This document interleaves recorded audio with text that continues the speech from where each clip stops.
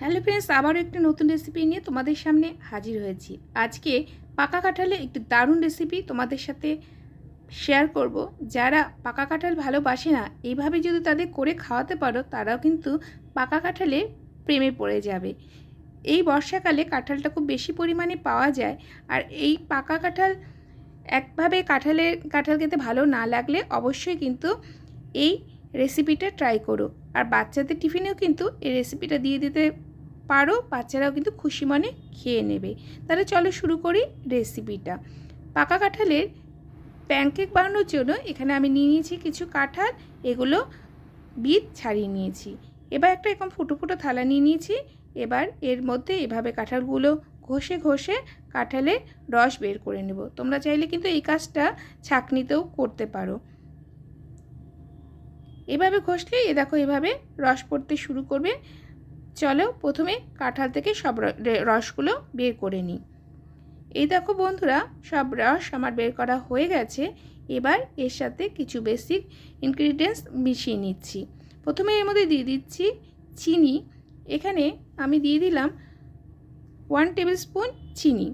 মিষ্টিটা তোমরা তোমাদের পছন্দ অনুযায়ী দেবে। এরপর এতে দিয়ে দিচ্ছি সামান্য পরিমাণে চিনি, আর অল্প একটু দিয়ে দিলাম বিট নুন।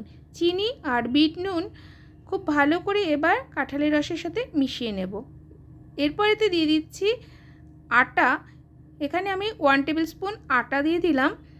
তোমরা চাইলে কিন্তু ময়দাও ব্যবহার করতে পারো, ময়দা দিলে প্যানকেকটা দেখতে বেশি ভালো লাগে। এখানে আমি আরেকটু চিনি অ্যাড করলাম, মনে হচ্ছে কম হবে। এবার খুব ভালো করে এগুলোকে মিশিয়ে নেব। তবে শরীরের পক্ষে কিন্তু আটাই ভালো, তাই আজকে আমি আটা দিয়েই বানাচ্ছি প্যানকেক। এমনভাবে মেশাতে হবে যাতে কোনো লাম্পস না থাকে। সামান্য দুধ আমি এখানে ব্যবহার করেছি, কারণ আটাটা একটু বেশি হয়ে গেছিলো। দুধ দিয়ে খুব ভালো করে ব্যাটারটা আমি তৈরি করে নিয়েছি। এবার এতে দিয়ে দিলাম 1/4 টিস্পুন বেকিং পাউডার, 1/4 টিস্পুন দিয়ে দিলাম বেকিং সোডা। এবার বেকিং পাউডার আর বেকিং সোডা খুব ভালো করে এইভাবে মিশিয়ে নিতে হবে কাঁঠালের ব্যাটারটার মধ্যে। ব্যাটারটা কিন্তু খুব পাতলাও হবে না, আবার খুব বেশি ঘনও হবে না, ঠিক এরকম একটা ব্যাটার তৈরি করে নিতে হবে। এখানে বসিয়ে দিয়েছি একটা প্যানটা সামান্য গরম হলে এর মধ্যে দিয়ে দিলাম তেলটা এভাবে টিস্যুর সাথে স্প্রেড করে দিচ্ছি। তোমরা চাইলে ব্রাশও করে নিতে পারো। এবার এক হাতা করে এভাবে ব্যাটার দিয়ে দেবো। ব্যাটারটা কিন্তু এক হাতা করেই দেবে, খুব কম দেবে না, যেহেতু প্যানকেকগুলি একটু মোটা মোটা হয়, তাই এক হাতা করেই ব্যাটার দেওয়ার চেষ্টা করবে। আমি একসাথে দুটো করে প্যানকেক বানিয়ে নিচ্ছি। তোমরা চাইলে কিন্তু 3-4টা বানাতে পারো, আর যারা নতুন একটা একটা করে এভাবে প্রথমে বানিয়ে দেখো, খুব সুন্দর হয় প্যানকেকগুলি খেতে।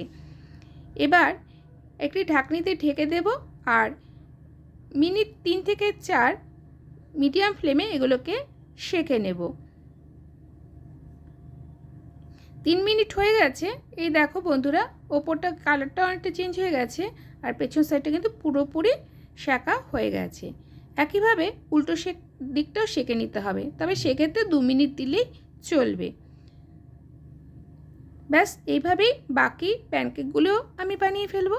দেখো বন্ধুরা, কত সহজেই পাকা কাঁঠাল দিয়ে তৈরি করে ফেললাম প্যানকেক, যেটা খেতে কিন্তু ছোট বড় সবাই ভালোবাসবে। যারা কাঁঠাল ভালোবাসে না, তাদেরকেও যদি এইভাবে কাঁঠালের প্যানকেক বানিয়ে খাও, আশা করছি তাদেরও ভালো লাগবে। যদি তোমাদের কাছে আমার রেসিপিটি ভালো লেগে থাকে, তাহলে লাইক করো, কমেন্ট করো, আর অনেক অনেক শেয়ার করে দিও। যারা চ্যানেলে নতুন, চ্যানেলটা যদি সাবস্ক্রাইব করা না থাকে, তাদের কাছে অনুরোধ রইল চ্যানেলটি সাবস্ক্রাইব করে পাশে থাকার জন্য। ফিরে আসছি খুব শীঘ্রই নতুন কোনো রেসিপির সঙ্গে, নতুন কোনো ভিডিওতে।